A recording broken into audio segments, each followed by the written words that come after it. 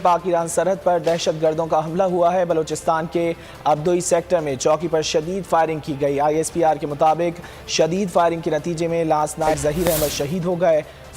Firing के तबादले में दहशतगर्द फरार हो गए।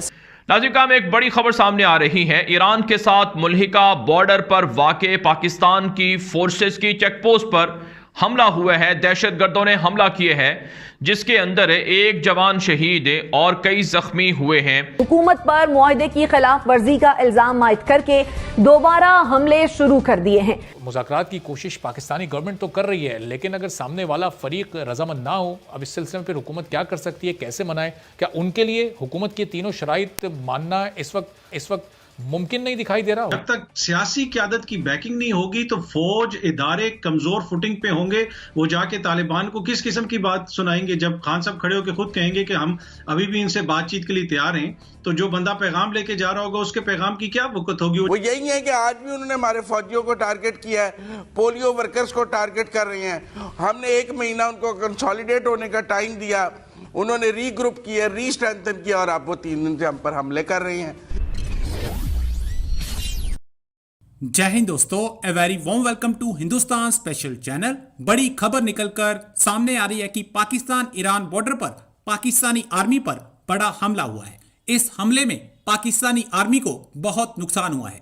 पाकिस्तानी मीडिया यह बता रहा है कि पाकिस्तान ईरान बॉर्डर पर पाकिस्तानी पोस्ट को निशाना बनाया गया है। ISPR के मुताबिक पाकिस्तानी पोस्ट पर भारी फायरिंग की गई है। इसमें पाकिस्तानी आर्मी के लांसनायक की मौत हो गई है और बहुत सारे जवान घायल हो गए हैं। पाकिस्तानी मीडिया ये बता रहा है कि TTP ने अब हमले और तेज कर दिए हैं। पिछले दिनों भी एक पुलिस कर्मी को निशाना बनाया गया था। याद रहे कि पिछले दिनों तहरीके तालिबान पाकिस्तान ने सीज फायर खत्म कर दिया है, क्योंकि पाकिस्तान सरकार ने तय शर्तों के मुताबिक काम नहीं किया।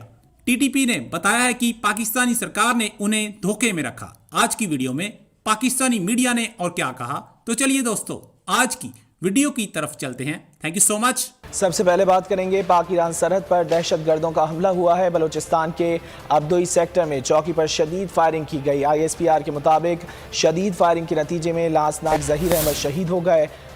फायरिंग के तबादले में दहशतगर्द फरार हो गए। सिक्योरिटी फोर्सेज ने फरार दहशतगर्दों के खिलाफ जवाबी कार्रवाई की, जिसमें दहशतगर्दों को शदीद नुकसान पहुंचा।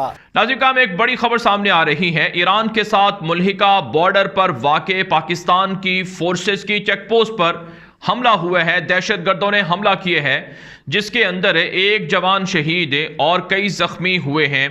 नाज़रीन, ईरान के साथ मुल्हिका बॉर्डर पर ये जो कार्रवाई हुई है, इस हवाले से पाकिस्तान की फौज के तर्जुमान इदारे ISPR ने बयान जारी किए हैं। उन्हें भारी नुकसान भी पहुंचाया गया है।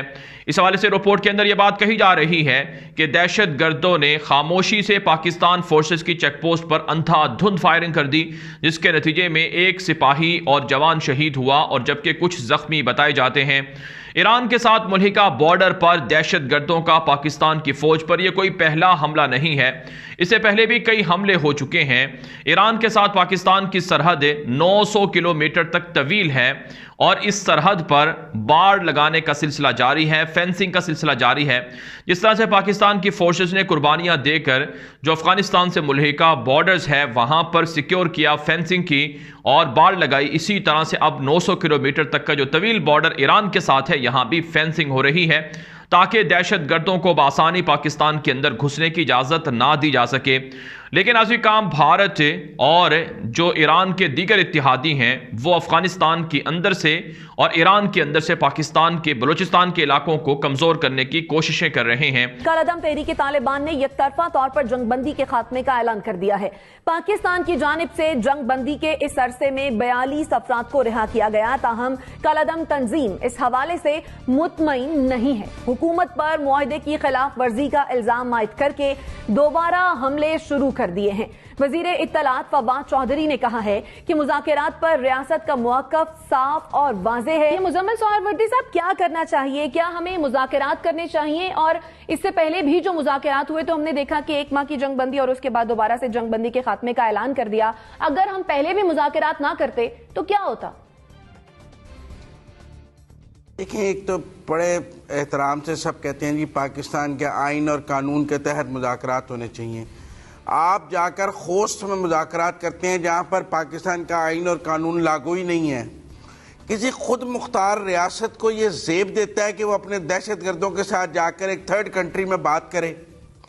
भाई अगर कतर में दोहा में वो अफगान तालिबान से अमेरिकन बात करते थे तो अफगान तालिबान की एक लीगल एंटिटी थी, उनकी उस मुल्क में हुकूमत थी जो अमेरिका ने छीनी हुई थी।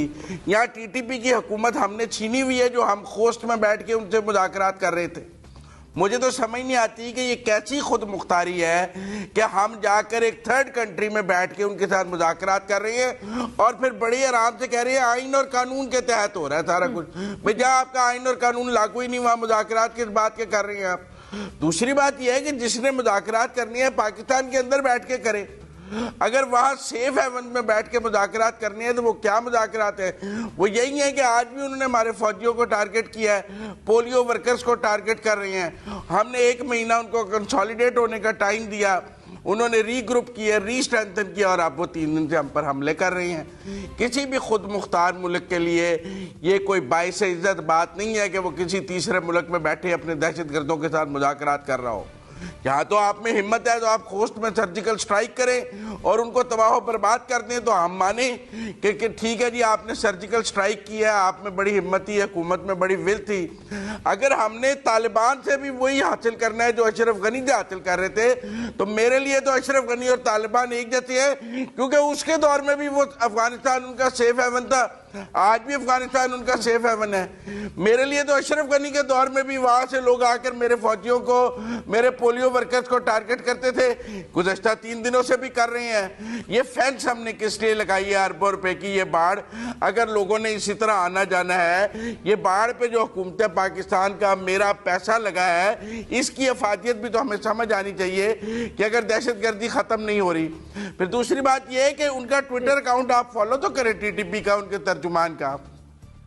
वो तो ISPR से ज्यादा अपडेट्स दे रहा है, उनका ट्विटर अकाउंट तो नहीं बंद होता। यहाँ कश्मीर पर एक पोस्ट लगा दे तो बंद हो जाता है। इसी के साथ साथ हुकूमत की पॉलिटिकल विल क्या है मुझे तो समझ नहीं आती। सरेंडर करने की पॉलिटिकल विल है। जब तक सियासी क़यादत की बैकिंग नहीं होगी तो फौज इदारे कमजोर फुटिंग पे होंगे। वो जाके तालिबान को किस किस्म की बात सुनाएंगे जब खान साहब खड़े होकर खुद कहेंगे कि हम अभी भी इनसे बातचीत के लिए तैयार हैं। तो जो बंदा पैगाम लेके जा रहा होगा उसके पैगाम की क्या वक़्त होगी? वो कितना मर्जी हार्श वो तरीकाकार अपना ले। बात यह है कि तालिबान, मुझे नहीं लगता कि वो इन लोगों के खिलाफ कभी एक्शन लेंगे। तो अमजद शोएब साहब, ज़ाहिर है मुज़ाकरात की कोशिश पाकिस्तानी गवर्नमेंट तो कर रही है, लेकिन अगर सामने वाला फरीक रजामंद ना हो, अब इस सिलसिले में फिर हुकूमत क्या कर सकती है, कैसे मनाए? क्या उनके लिए हुकूमत की तीनों शराइत मानना इस वक्त मुमकिन नहीं दिखाई दे रहा? हुकूमत का फैसला ओवरऑल आपको बेहतर नजर आ रहा था जनरल साहब इस सूरत हाल में? देखिए, चूंकि वो अफगानिस्तान में बैठे हैं, ये TTP वाले